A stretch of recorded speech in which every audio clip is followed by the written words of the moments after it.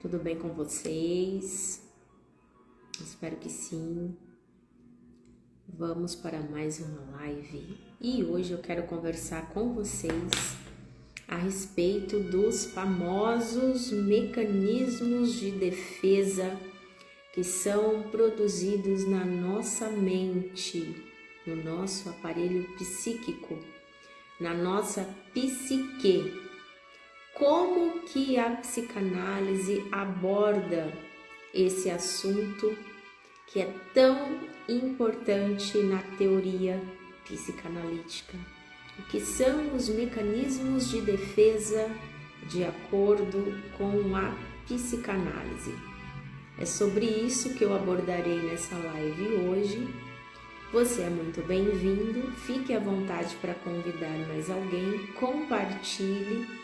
Faça também o seu comentário, se tiver alguma dúvida, fique à vontade para perguntar, pode mandar para mim, ok? Bora? Posso começar? Boa tarde para quem está entrando, bem-vindos.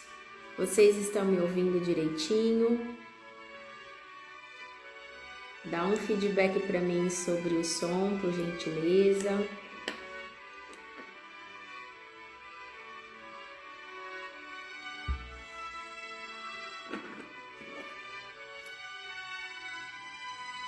Bora então, vou começar.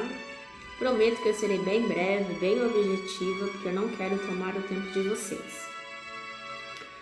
Primeiramente, como que os mecanismos de defesa surgem? No nosso aparelho psíquico, nós temos as instâncias psíquicas que são o id, o ego e o superego. O id é responsável pelas pulsões, os desejos, o ego pela realidade, o superego pela moral, pelas regras. Resumidamente, bem resumidamente é isso. E é o ego o responsável pela criação, pela formação destes mecanismos de defesa. Boa tarde, bem-vindo quem está entrando agora.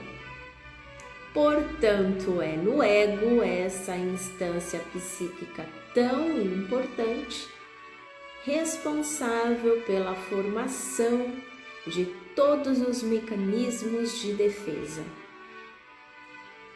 Aí eu pergunto para vocês, será que todas as pessoas desenvolvem mecanismos de defesa?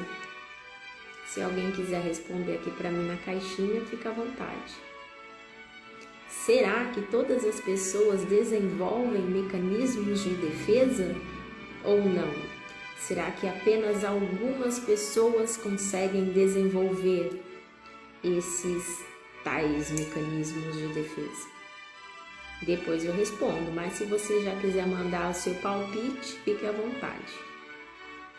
Retomando, é o ego então, essa instância psíquica, o responsável pela formação dos mecanismos de defesa. Mas por que esses mecanismos de defesa eles são formados? Como eles surgem? Os mecanismos de defesa são produto, fruto, consequência de dores emocionais, de traumas emocionais. Não existe mecanismo de defesa sem algum desconforto emocional, sem alguma angústia presente.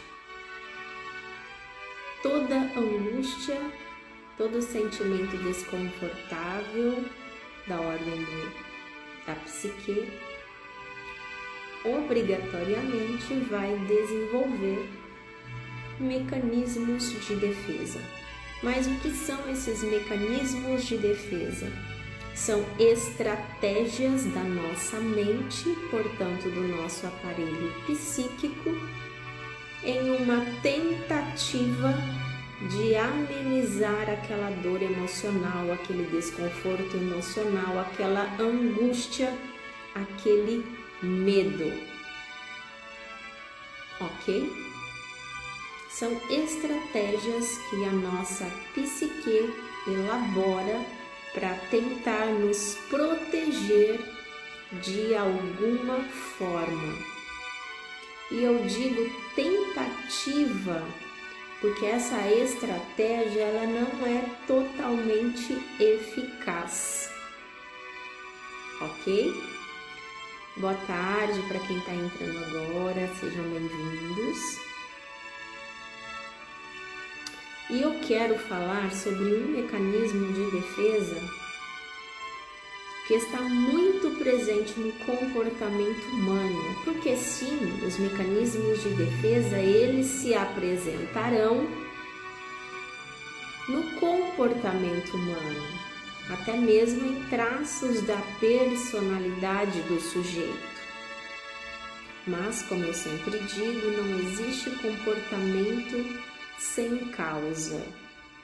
Então, muitos comportamentos, na verdade, estão da ordem dos mecanismos de defesa. A pessoa age como age, se comporta daquele jeito, motivado inconscientemente por um mecanismo de defesa. E o primeiro mecanismo que eu quero abordar com vocês é a ansiedade. Sim, a ansiedade também é um mecanismo de defesa. A ansiedade não é apenas um sintoma, como nós tratamos na psicanálise, mas ela é também um mecanismo de defesa. Vocês sabiam que o primeiro mecanismo de defesa que nós podemos apresentar, desenvolver é a ansiedade? Por exemplo, de acordo com Freud, que é o pai da psicanálise, o precursor da psicanálise, o tão famoso Sigmund Freud, disse que provavelmente o primeiro trauma que todo sujeito vive é o trauma do nascimento. Nossa, que drástico, que exagerado. Não, é fato. Veja bem, o bebê, quando ele está na fase intrauterina, portanto ali sendo gestado na barriguinha da mamãe, ele está em um ambiente totalmente ideal, na maioria das vezes. Infelizmente, sabemos que tem exceções. Portanto, aquele bebê, quando ele vem para a via aérea, quando ele nasce, ele experimenta aqui fora um mundo totalmente hostil. As circunstâncias são totalmente adversas àquelas que ele experimentava até então no útero, na fase intrauterina. A temperatura é diferente, os sons, os barulhos são diferentes, tudo é muito agressivo para aquele recém-nascido. Aí ele começa a experimentar o trauma do nascimento em virtude dessas diferenças de ambiente. Portanto, aí também, em decorrência desse trauma de nascimento, ele começa a experimentar a ansiedade, que é um mecanismo de defesa e também tem um ponto positivo, que a ansiedade faz com que o sujeito ali fique em estado de alerta frente a algum perigo iminente. Portanto, eu quero deixar aqui frisado que, a partir do nascimento, que é considerado por Freud um momento traumático, onde o bebê experimenta ali situações adversas às quais ele estava habituado, ele experimenta ali o trauma e aí surge o mecanismo de defesa. E esse sentimento, essa emoção, essa reação e ao mesmo tempo esse mecanismo de defesa que é a ansiedade, vai gerar neste sujeito ao longo da vida padrões de comportamento que se repetirão frente a situações que lhe apresentem algum tipo de estresse, algum tipo de medo, alguma apreensão. Então, quando esse sujeito se sentir acuado, amedrontado, tenso, apreensivo, sem saber o que vai acontecer, sentir um medo, ele também sentirá a ansiedade que ele vivenciou logo ao nascer. São padrões que se instalarão no inconsciente desse sujeito, que ele então vivenciará repetidas vezes ao longo da vida. Então o sujeito nasce experimentando, vivenciando mecanismos de defesa e ao longo da vida ele continuará a vivenciar esses mecanismos de defesa. E existem vários tipos de mecanismos de defesa. A ansiedade é apenas um tipo de mecanismo de defesa. E a ansiedade, ela também pode ser confundida com o medo.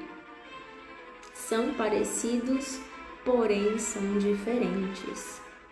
E sendo diferentes, mesmo assim eles podem ocorrer simultaneamente. A pessoa pode sentir medo e ansiedade ao mesmo tempo. Por exemplo, qual é a diferença do medo e da ansiedade? O medo é quando eu tenho um objeto real.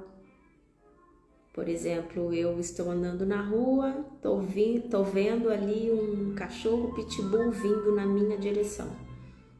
Eu sinto medo, que pode ser que ele venha e me ataque. Existe um objeto real, um cachorro pitbull, por exemplo. Mas a ansiedade é diferente. A ansiedade nem sempre trará consigo um objeto real.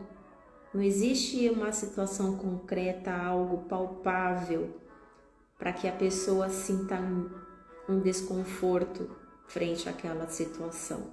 E ainda assim ela sente aquele desconforto, ela sente aquela angústia que é a ansiedade. Claro que existe também algumas diferenças na ansiedade. Existe a ansiedade real, que é quando existe um objeto fóbico, existe uma situação que de fato vai causar um desconforto, uma angústia. Por exemplo, eu estou andando sozinha no meio da noite, está escuro, é uma situação de perigo.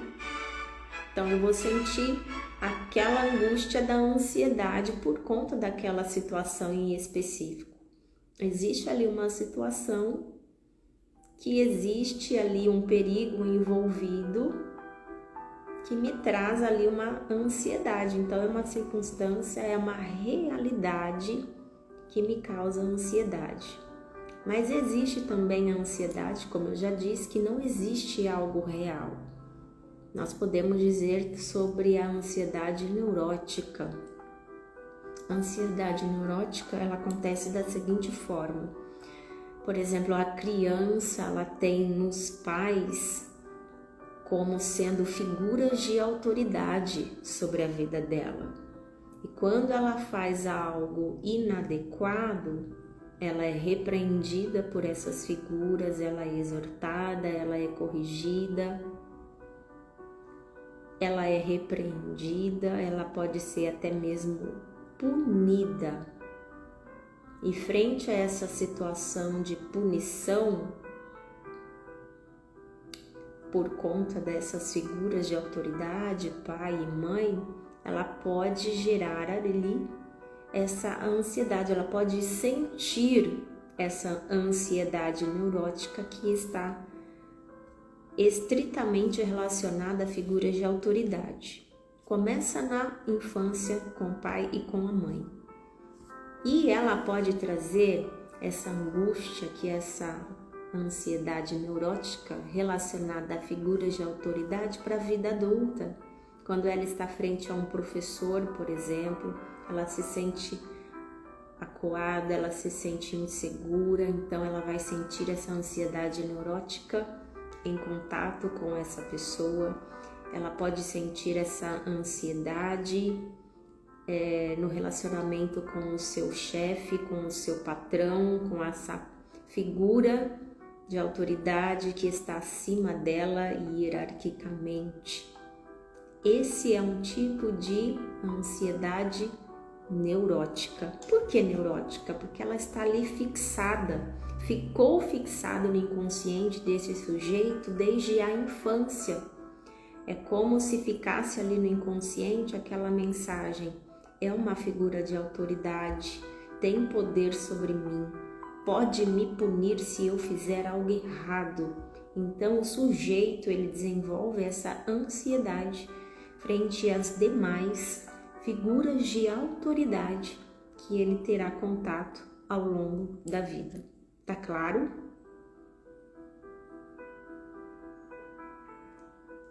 Boa tarde aí, bem-vindos para quem está entrando agora. Tá ficando claro para vocês o quanto que os mecanismos de defesa eles estão presentes na nossa vida? A ansiedade é muito mais que uma questão de comportamento patológico, digamos assim. A ansiedade, além de sintoma, de acordo com a psicanálise, ela é também um mecanismo de defesa. Quando você se ver ansioso, se pergunte o que está me causando ansiedade, o que está por trás dessa angústia. Será que essa angústia, que a ansiedade não vem desde a infância? O que será que aconteceu na sua infância que gerou esse mecanismo de defesa da ansiedade? Não só a partir do trauma do nascimento, mas desde a primeira infância.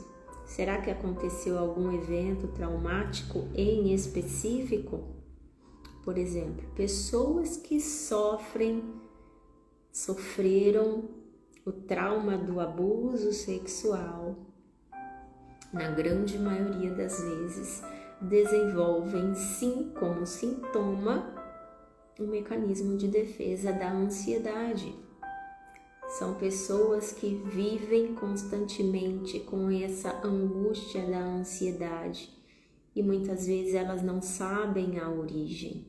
E elas não sabem a origem porque esse sentimento desconfortável, angustiante que foi gerado por conta do abuso sexual foi recalcado no inconsciente. E aqui eu já falo para você sobre o segundo mecanismo de defesa que eu quero abordar aqui, que é o recalque. O recalque, que é um termo psicanalítico tão famoso, Freud, definiu o recalque como um acontecimento que nós não compreendemos, que foi, portanto, indigesto na nossa mente, na nossa psique, não foi compreendido, não foi metabolizado. São esses os termos que ele usa. Então, por exemplo, uma criança que passa por um abuso sexual, ela não vai entender, na grande maioria das vezes, aquele evento traumático. Ela vai sentir o desconforto, a dor emocional, a angústia, mas ela não vai entender o fato em si. Portanto, essa incompreensão deste acontecimento ficará recalcado, reprimido lá no inconsciente. Tudo aquilo que nós não entendemos, não metabolizamos, não compreendemos, então nós recalcamos. É um mecanismo de defesa em uma tentativa de diminuir a dor frente àquele acontecimento traumático. Então esse conteúdo traumático ele é reprimido, jogado no inconsciente. e no consciente ficarão manifestos os sintomas, portanto, também os mecanismos de defesa. Todo trauma ele fica no inconsciente. Todo acontecimento traumático será recalcado e ficará no inconsciente. As dores, o desconforto, a angústia ficará no inconsciente. E os sintomas se manifestarão na parte consciente. Como eu frisei aqui, a ansiedade, que é apenas um dos muitos mecanismos de defesa e também sintomas que são gerados, que é gerado em decorrência de vários tipos de traumas, ok? Ana querida, que bom ter você aqui, um abraço, saudade. Era isso que eu quis compartilhar com vocês hoje com relação aos mecanismos de defesa. Existem mais? Claro que existem, mas isso eu abordarei os outros tipos de mecanismos em uma outra live, em uma outra oportunidade.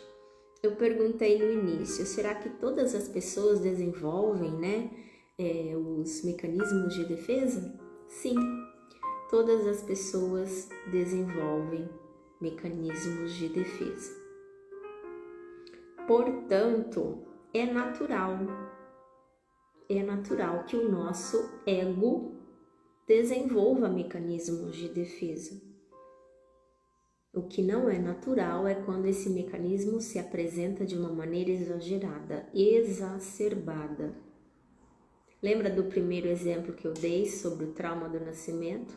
Então é extremamente natural que aquele bebê, que aquele recém-nascido fique desconfortável naquela situação onde ele estava em um ambiente totalmente favorável para ele e ele vem para um ambiente totalmente desfavorável porque é totalmente desconhecido e diferente para ele. Então é natural que ele sinta o desconforto, a angústia, a ansiedade naquele momento. Mas se o sujeito continua ao longo da vida com essa ansiedade e ela vai piorando, aí sim é patológico. Aí sim não é normal, ok? Muito obrigado então a todos que passaram por aqui, principalmente a quem permaneceu até o final. Eu deixarei essa live salva lá no meu feed, compartilhe, marque algum amigo e se tiver alguma dúvida, pode me chamar no direct, fique à vontade. Eu desenvolvi um e-book sobre o trauma da rejeição.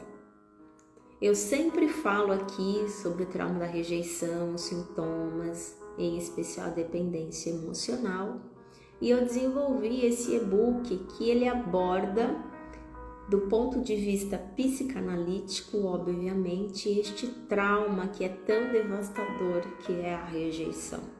Então ali, no mínimo, através desse e-book, você pode ter um conhecimento para conseguir detectar os sinais em você ou até mesmo em outra pessoa. E esse e-book ele pode ser também um primeiro passo rumo à superação desse trauma.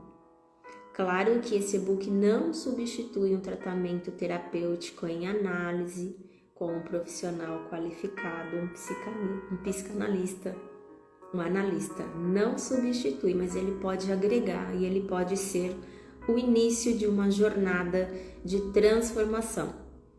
Esse e-book está no formato digital. Ele está disponibilizado na plataforma da Hotmart com um preço extremamente acessível, ainda pode ser parcelado em 6 vezes. E quem quiser mais informações, pode me chamar no direct ou então clica direto lá no link da minha bio que você cai direto na página da Hotmart, ok? Muito obrigada pela atenção de todos e até uma próxima oportunidade. Tchau, tchau!